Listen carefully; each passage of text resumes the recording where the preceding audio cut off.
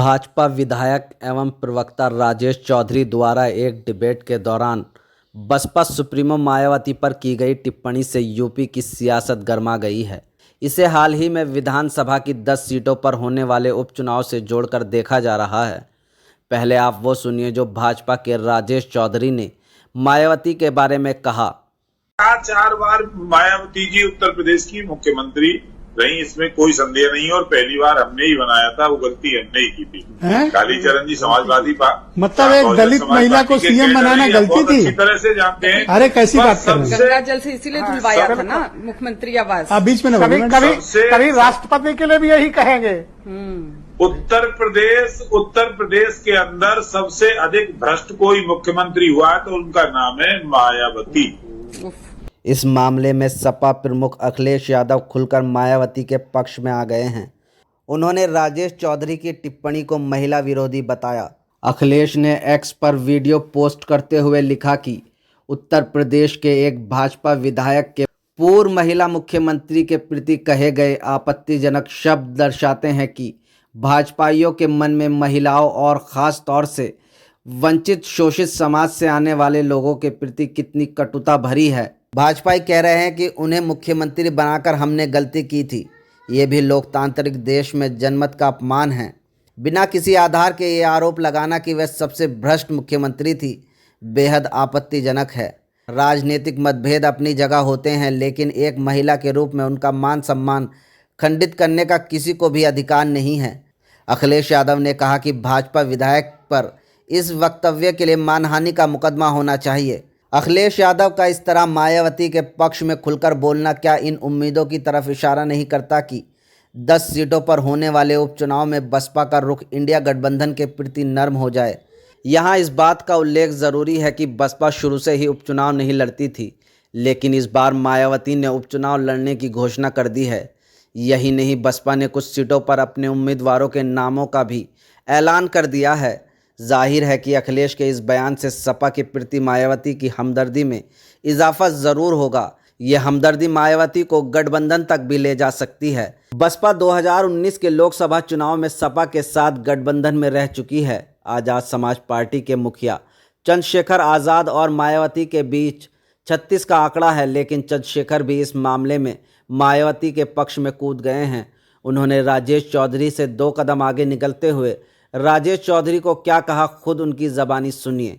उस विधायक को जूते से पीटना चाहिए। भाजपा के नेताओं के कुछ नेताओं के दिमाग खराब हो गए। वो हैसियत से ज़्यादा बोलने लगे और कभी कभी वो अपने नेताओं खुश करने के चक्कर में ये भी भूल जाते हैं कि इसके परिणाम क्या हो सकते हैं। बहन जी हमारी नेता हैं, आदर्श हैं, उनके सम्मान से अगर उनके सम्मान में कोई गलत शब्द कहेगा तो फिर भीम आर्मी के लोग, आज़ाद समाज पार्टी के लोग उससे हिसाब किताब करेंगे। इस बात को मैं उनको सावधान करना चाहता हूँ। इस संबंध में हमने स्थानीय नेताओं से बात की। उन्होंने क्या कुछ कहा ये भी हम आपको सुनवाते हैं। बीजेपी विधायक ने जो टिप्पणी की है ये कोई पहली घटना नहीं है। इससे पहले दयाशंकर सिंह ने तो बहुत ही गंदी टिप्पणी की थी। तो वो ये सोचते हैं कि मायावती जी के ऊपर गंदी टिप्पणी करके हम भारतीय जनता पार्टी में कोई बड़े लेवल के नेता बन जाएंगे, क्योंकि भारतीय जनता पार्टी में उन्हीं लोगों को आगे बढ़ाया जाता है जो दलितों का अपमान करते हैं।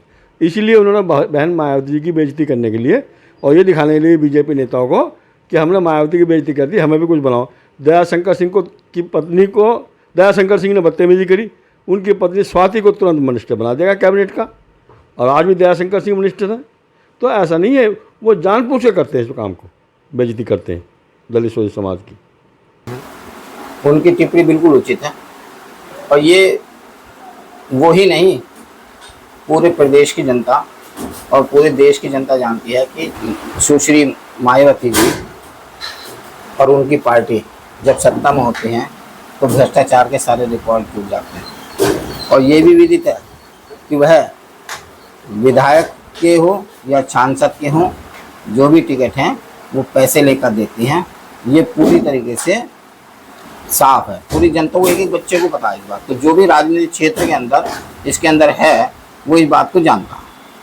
तो जो राजेश चौधरी जी ने बयान दिया है, मैं समझता हूँ वह बयान उचित है और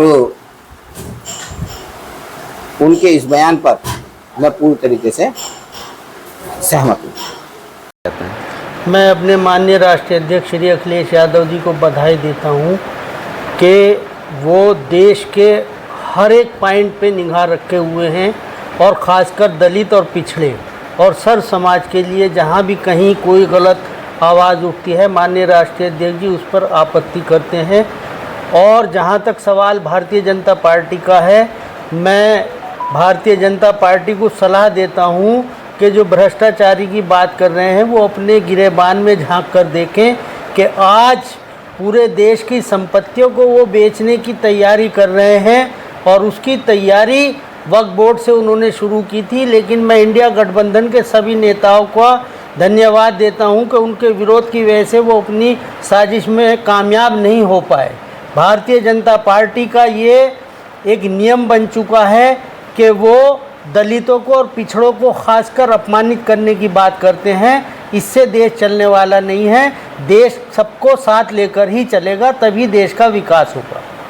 देखिए, बहन कुमारी मायावती एक बड़ी नेता हैं और 4 बार उत्तर प्रदेश की मुख्यमंत्री बनी है। भाजपा विधायक का जिस तरीके से उन पर व्यक्तिगत टिप्पणी करना, मैं इसकी कठोर निंदा करता हूं, क्योंकि हमारे माननीय राष्ट्रीय अध्यक्ष चंद्रशेखर आज़ाद जी ने भी इसका कठोर निंदा की है। ये तो पूर्व मुख्यमंत्री हैं बहन कुमारी मायावती, जिन पे उन्होंने व्यक्तिगत टिप्पणी की है। भाई, अगर कोई एक साधारण इंसान भी होता, दलित, पिछड़ा, मुसलमान, इस पे भी अगर उनके व्यक्तिगत कोई टिप्पणी होती तो आज़ाद समाज पार्टी और माननीय चंद्रशेखर आज़ाद जी उसके लिए आवाज़ उठाते, क्योंकि आज़ाद समाज पार्टी एक अरसे से गरीब, मजलूम, बेसहारा, दबे कुचलों की आवाज़ उठाने का काम करती है। और भाजपा विधायक ने जिस तरह से उन पर टिप्पणी की है व्यक्तिगत, ये दर्शाता है कि भाजपा की करनी और कथनी में बहुत फ़र्क है। मैं इसकी कठोर निंदा करता हूँ। Like, share and subscribe. Thanks for watching. Like and comment.